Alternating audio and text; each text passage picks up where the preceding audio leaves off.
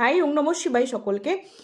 আমি বহুবার ফোন নাম্বারের বিভিন্ন কম্বিনেশনস নিয়ে কথা বলেছি এবং এটাও বলেছিলাম যে 7th পজিশনে যদি 7 থাকে আপনার ফোন নাম্বারে, সেটা কিন্তু স্পাউচের সাথে ডিভোর্স বা সেপারেশন ডিনোট করে এবং সেটা কিন্তু রিসার্চ করেও পাওয়া গেছে যে মোস্টলি কিন্তু তাই হয়। আজকে একটা কম্বিনেশনস নিয়ে কথা বলবো যেটা ভীষণ বাজে একটা কম্বিনেশনস। যদি আপনার ফোনে এই কম্বিনেশনটা থাকে, চেষ্টা করুন আপনার ফোন নাম্বারটা কম ইউজ করতে বা সেটাকে চেঞ্জ করে অন্য একটা নাম্বার নিয়ে নিতে। 4 আর 3 যদি পাশাপাশি থাকে আপনার ফোনে, সেটা কিন্তু একটা বাজে বাজে ভীষণ বাজে রেজাল্ট দেবে।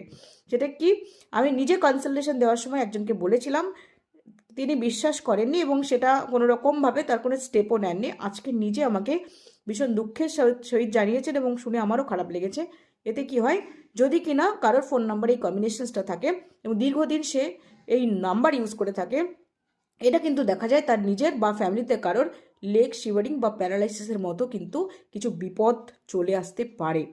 এবং সেই জন্য যদি কারোর ফোনে এই কম্বিনেশনসটা থাকে, চেষ্টা করুন ফোন নাম্বারটা কম ব্যবহার করতে।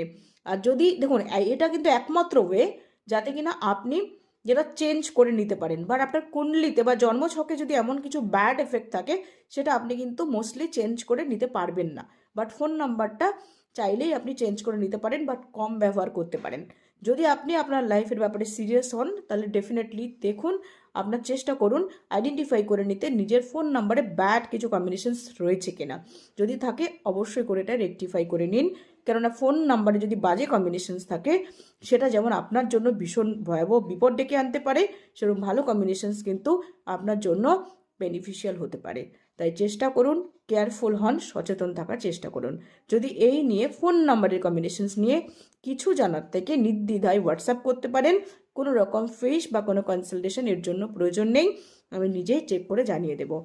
স্ক্রিনে দেওয়া নাম্বারে চাইলে হোয়াটসঅ্যাপ করতে পারেন। ভালো থাকবেন সবাই, বাই।